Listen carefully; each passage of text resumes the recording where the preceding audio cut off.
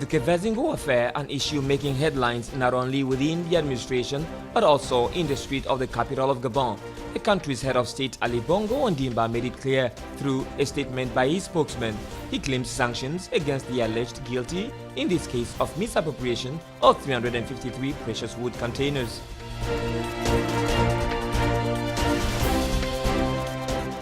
Cameroonian Prime Minister Joseph Dion Goute, who is traveling to Bamenda in the northwest of the country, one of the two English-speaking regions, said that the head of state, Paul Biya, is ready to organize a dialogue to resolve the problem with the separatists.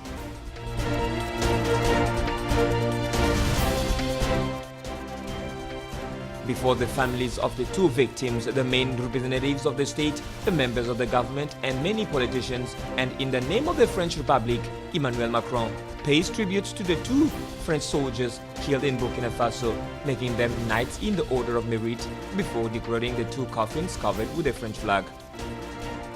These are our top stories. Stay tuned for more details in this newscast. On the Kevezingo issue in Gabon, the head of state just made it clear through his spokesman he is demanding sanctions against the presumed guilty of this case of misappropriation of 353 containers of precious wood. The case is of high importance looking at the extent of corruption in the high public administration.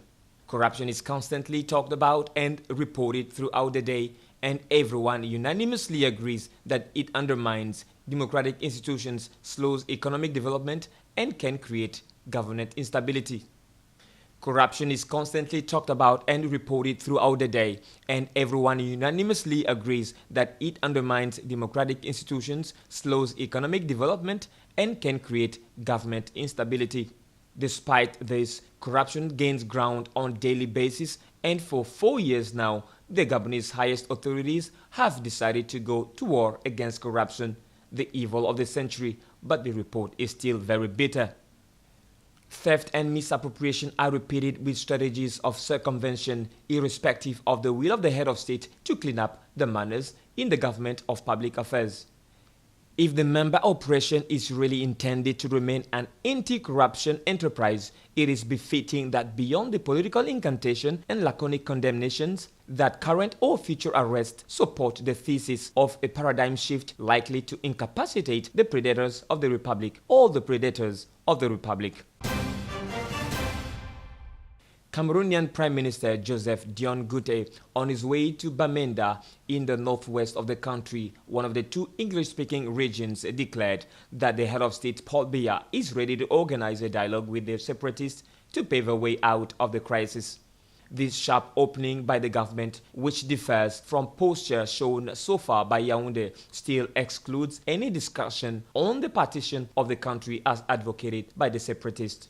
According to the Prime Minister, all political subjects will be discussed except those related to separation and secession. And in addition, the President of the Republic is organizing meetings within the framework of the dialogue without defining the outline or the agenda. According to Hans de Marie Hangoop, researcher at the International Crisis Group on Central Africa, this is the first time since the beginning of the crisis that the power of Yaoundé declares itself openly in favor of the dialogue. Also, these statements by the government of Cameroon are made at a time when the international pressure on the country has intensified for several months. In February already, the United States consulted several programs of military and security aid. The European Parliament, for its part, adopted in mid-April a resolution inviting the Cameroonian authorities to urgently put an end to the violence. The crisis, which has already forced 530,000 people to flee their homes, began in November 2016, with mainly teachers or lawyers demanding more Anglophone representatives at the top management of the country. The leaders of the protest in majority had then asked for a return to federalism and the proclamation of a new state, the Ambazonia. Following the release of 4 hostages in Burkina Faso, the Beninese Minister of Tourism visits the Pendjari National Park in Benin, where the kidnapping took place. The director of the Heritage and Tourism Agency is formal. The park of Pendjari will remain open despite everything, and the staff in fear. The government of the country is already working in this direction. A few days after the double kidnapping, the Minister of Tourism conducted an assessment mission to the site. Oswald Omeki, the Beninese Minister of Tourism, has decided to reinforce security measures. He says that there is no 100% reliable security measures all the time. We have to adapt, and we are inspired by what happened to improve the security arrangements and allow to all those who want to visit this park to come here and stay safely in all serenity. On Monday already, a security meeting on the Pendjari Park was held in Cotonou in the presence of the military authorities. The security measures will be completely redesigned, according to a senior officer of the army. In recent days, the announcement by France to rank the Pendjari Park as a red zone has triggered the anger of the Beninese. Many comments are posted on social networks. All places in the world are risky. The 2 ex-French hostages are not better safe in France with the attacks of Charlie Hebdo and Bataclan than in Africa, as one posted on Facebook. As a reminder, since the management of the reserve has been entrusted to the African Park Network in 2017, attendance has gone up again, with an average of 7,000 visitors per year. Victim of a duly substantiated judicial error, the American Valentino Dixon spent 28 years behind bars. For the first time since he was released, he returned to prison to tell detainees how he got saved by golf, and today allows him to advocate for reforms in the criminal justice system among a very wide audience. Valentino Dixon, 49 years old, grew up in a black and underprivileged district of Buffalo in the northeastern United States. He had never set a single foot on Pudding Green when his life changed one evening in August 1991. Another man finally confessed to journalists that he had pulled the trigger, but the authorities did not question him. 8 witnesses had cleared him, but at his trial, his lawyer did not summon any of them, and he was then sentenced to 39 years in prison. He spent the first 7 years behind bars to mope before throwing himself wholeheartedly into the drawing. He devotes up to 10 hours a day, develops his own techniques, and impresses his entourage.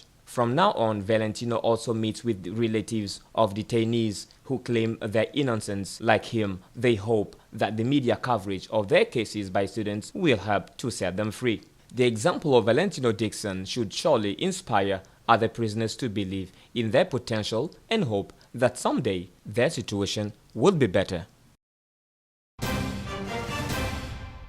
Emmanuel Macron presided on Tuesday a solemn ceremony in tribute to Alain Bertoncello and Cédric de Pierrepont, the 2 Special Forces soldiers killed on May 10th while releasing hostages in Burkina Faso. In front of soldiers and political leaders gathered in the courtyard of the Invalid, the President of the Republic honored the memory of 2 exceptional warriors who died heroes. Emmanuel Macron says France was still asleep when several thousand kilometers from Paris, our special forces committed to neutralize an Islamist terrorist group and release 2 of our compatriots. At the head of the assault column are 2 men, 2 experienced soldiers, 2 exceptional warriors, Master Cédric de Pierrepont and Master Alain Bertoncello. They entered the tent to save the lives of our people. The hostages were quickly extracted, but the enemy shot at close range. They fell. The mission was a success, but our 2 soldiers were gone. They died heroes for France, continued the President of the Republic. These petty officers were outstanding soldiers, as few armies in the world have the chance to count, he added. The mission was dangerous, said the head of state, but the mission was necessary, according to him, to remind everyone that France is a nation that never abandons her children. Those who attack the French will always find our armies, these elite units, on their way, he said, assuring that the country will continue to fight relentlessly against terrorism. The rural state of Nebraska in the United States has been facing historic floods for 2 months. resulting in the deaths of at least 3 people and causing damage estimated at more than $1 billion US. This rising water caused by a strong week-long storm and a rapid snow melt is threatening farmers in this American region, destroying entire fields. The organization representing Nebraska farmers has estimated losses of $1 billion US in crops and livestock. And so we had very little time to make any preparations because the water just rushed in and it covered all of this land here that we're standing on. And it was about 4, maybe 6 feet deep in. Mostly we had soybeans, and they can't handle the flood. They're short, they grow close to the ground, and you get a couple feet of water on them, and they're trash. They're no good. They're worthless. Yes, because China buys a lot of our commodities from us. They buy soybeans, they buy corn. That's what they get from us. So consequently, it was our products that are most affected by that trade war. The overall big picture, did it need to be done? Absolutely. And he's got the wherewithal and desire to do it. But does that mean that we're all very happy about it because it's costing us? According to the National Weather Service, even if the waters recede in places, floods will persist in eastern Nebraska and western Iowa, as well as in some parts of Missouri and around the Mississippi. U.S. Vice President Mike Pence was due to travel to Nebraska on Tuesday to see the affected areas. 9 reception centers are still open for residents who have been forced to leave their homes. The Kevezingo affair, an issue making headlines not only within the administration but also in the street of the capital of Gabon. The country's head of state Ali Bongo Ondimba made it clear through a statement by his spokesman. He claims sanctions against the alleged guilty in this case of misappropriation of 353 precious wood containers.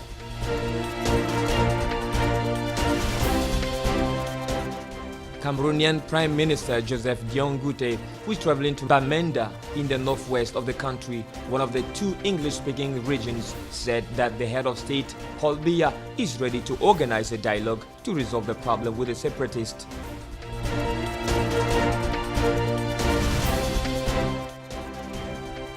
Before the families of the 2 victims, the main representatives of the state, the members of the government, and many politicians, and in the name of the French Republic, Emmanuel Macron pays tribute to the 2 French soldiers killed in Burkina Faso, making them Knights in the Order of Merit before declaring the 2 coffins covered with the French flag. That's all for our newscast today. Stay tuned on Gabon 24 for more news.